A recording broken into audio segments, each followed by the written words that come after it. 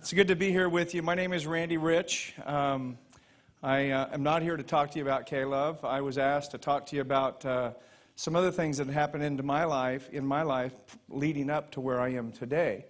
I love that verse up there. How many of you all watched a movie growing up, or a few years back, called A League of Our Own? Did you ever see that movie? That movie was about my mom. She was a pro baseball player, and her name was Agnes Jones, and she was the highest paid pitcher in one of the softball leagues called the Hollywood Curlers. If you ever come to my office, it's one of my choice little corners. I love to highlight my mom, her silks and everything else. But I remember when I was young. I was the youngest of 6 kids, a baby in the family. And she used to say to us, I remember all the time, Randy, what do you want to do when you grow up? And how many of you have had a dream when you were younger about doing something really unique and special, right? You mean none of the rest of you didn't have any dreams? Oh my gosh. Wait a minute, you better read that verse again, okay? But having a dream, and I said, Mom, man, I want to grow up and I want to be a professional football player. And she said, good, you can do that. And you know what? I was crazy enough to believe her. Now, I know some of you are looking at me and saying, football player, what did you do? Were you a kicker? Nope. I was a defensive back. And I used to be 6'2" when I started, okay? But you know, you keep hitting those linemen and they keep beating you down and down and down. So, and you know, it's funny because my colleagues know this, and they sometimes when they hear me, you know, and I'm going to start to talk, I'm always using some sort of a sports and most likely a football analogy having to do with what I want to talk about. And I found myself at one time starting to apologize about that, but then I thought, wait a minute. This is where God used athletics to bring me to himself. My mom was not a believer. Thank God I had an opportunity to lead her to Christ before she died. But she was not a believer, and she introduced me to sports. And I grew up watching my brothers. They were my heroes at the local high school. And when I was a junior in high school, one of my coaches said, hey, there's this judge in town that'd like to pay your way for a week in Santa Barbara, California. You want to go? And I said, yeah. Wait a minute. What are we going to do? And he said, well, it's called the Fellowship of Christian Athletes. And I said, well, what's that? And the guy went on to say, hey, there's going to be some pro football players over there, and you're going to get to meet them, and it's free. And man, I was in. I was going to get to meet pro football players, and it was free. I'm going. And I came to know Jesus through that event. Now, I could spend a whole lot of time telling you that story, but I'm gonna pause and move and fast forward. I don't know what that's about. All of a sudden, that's the bad side to stand on. Okay, it's starting to get a little funny up here. So, yeah, that's right, there's a guy in the box that wants out. But I want to fast forward to my time of really accomplishing my dreams. And I tell you, I could spend a lot of time in this room on that subject only, dreams.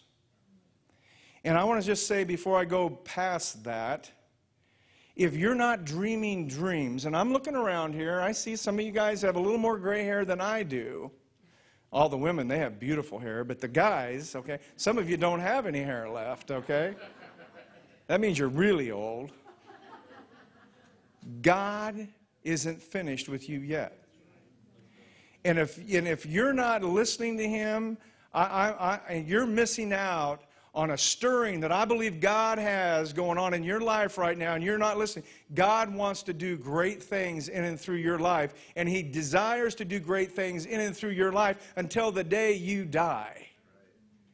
So if I could do one thing here, and man, if I could just pluck a stick in your heart and start stirring it up, it would be, man, stir up the dreams and visions that God has put in your heart, because he's got something to do with your life.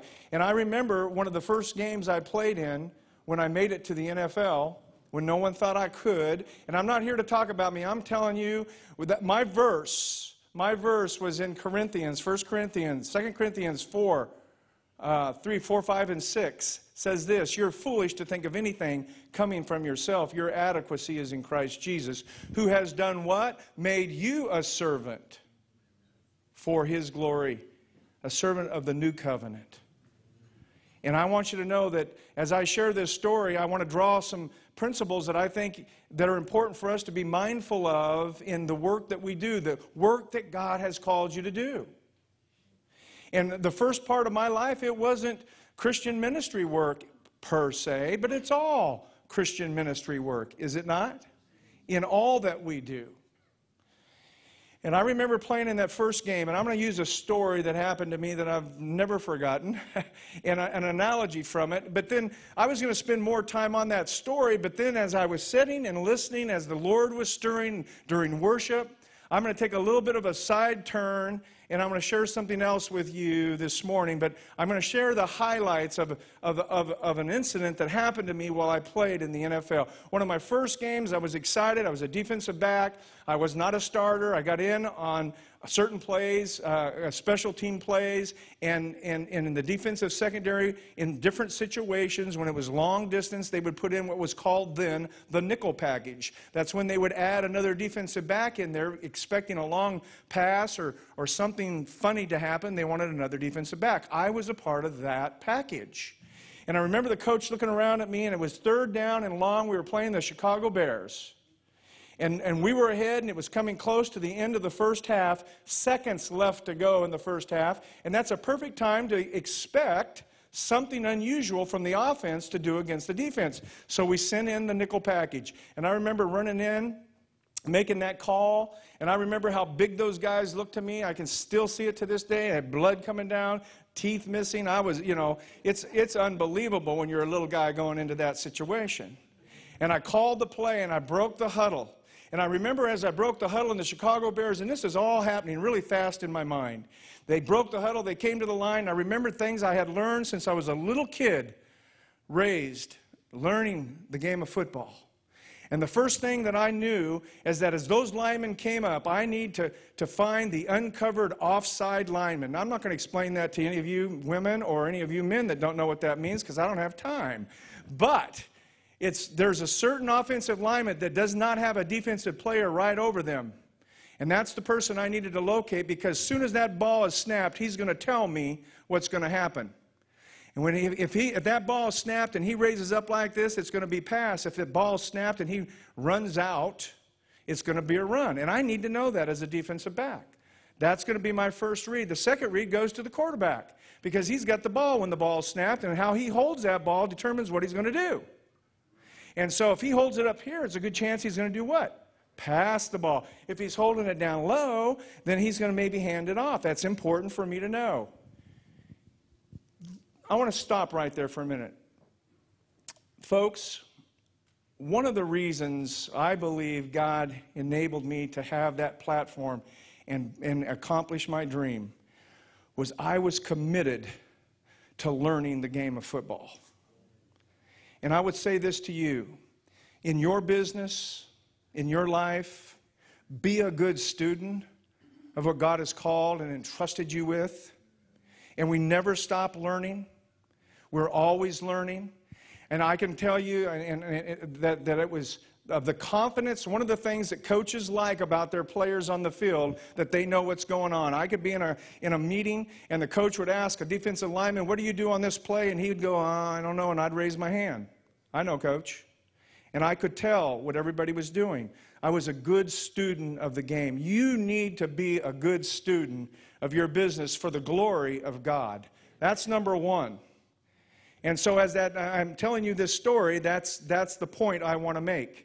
Be a good student, because that makes all the difference in the world when you're encountered with different adversity, regardless of what business you're involved in.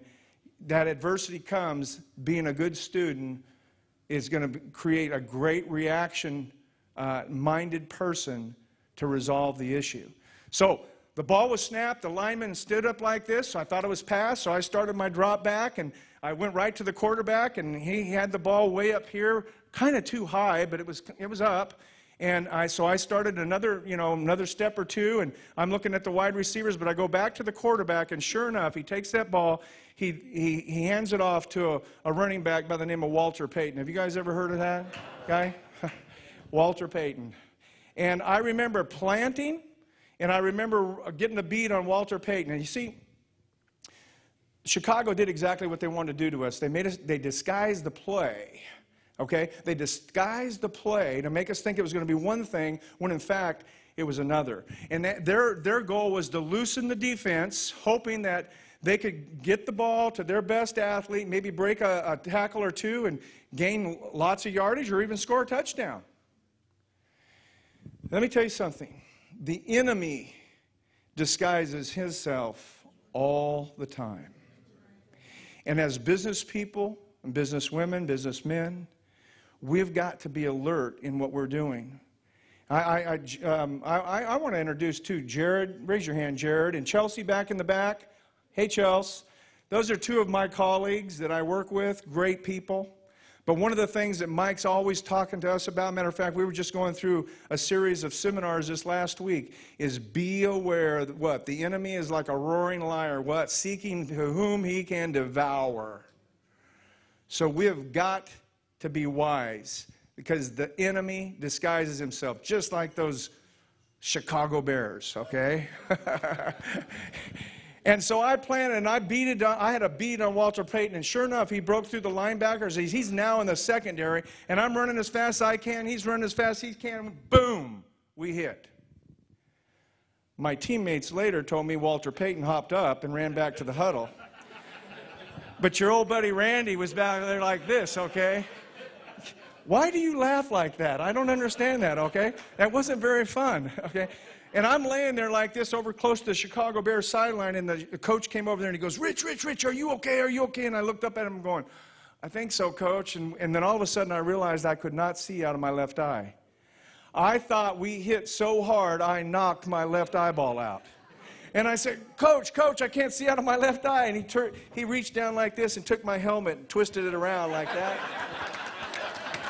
Because you know how that helmet is, right? It's got a face mask and 2 holes for the ears. And my face mask was around, and I was looking out of that hole like that. I felt pretty silly. It's the truth. Went over to the sideline, sit down on the bench. My shoulder's hurting me. I'm kind of trying to collect myself. We're in Chicago, and the old stadium, man, the bench was about 6 yards from the stadium. And I could hear these voices. Hey, number 40, what's the matter? Can't you take it? Hey, number 40, you're too small. How many of you here have been made fun of? How many of you here said or heard someone say, you can't do that? There's no way that will work. You can't take this company and turn it around. We've tried. You have to be careful to the voices that you're listening to. Right? And I started listening to those voices for a few minutes. And you know, there's a couple of options I had in Chicago. I could just shrivel up and kind of go, man, I was hoping for that clock to click down so I could go into this halftime, right? Or, you know, you stand up and you want to, you know, confront it, right? So I thought there for a minute. I stood up and I looked around there and I waved at them. And sure enough, it was exactly what I thought. Those fat-bellied, beer-drinking guys that wished they were out in the game were up there in the stands trying to steal my dream. Somebody is out there, the enemy in our case, is out there trying to steal your dream in what you're doing, in what God has called you to do. You have to be careful. Number one, you've got to be a good student of what God has entrusted you with. Number two, don't be careful of the crowd that you listen to or the crowd you hang out with. Because if they're you know, and I love talking to people. I said, you want to find out who a good friend is? You just ask yourself, are the people I'm hanging out with, are they trying to encourage me to do the good things in life, or are they trying to encourage me to do the bad things in life? Are they encouraging me to cheat or compromise on this or do that? Or, man, I'm telling you, that is a litmus test in discovering who it is that you should be hanging with, who you should not be. Who are you listening to?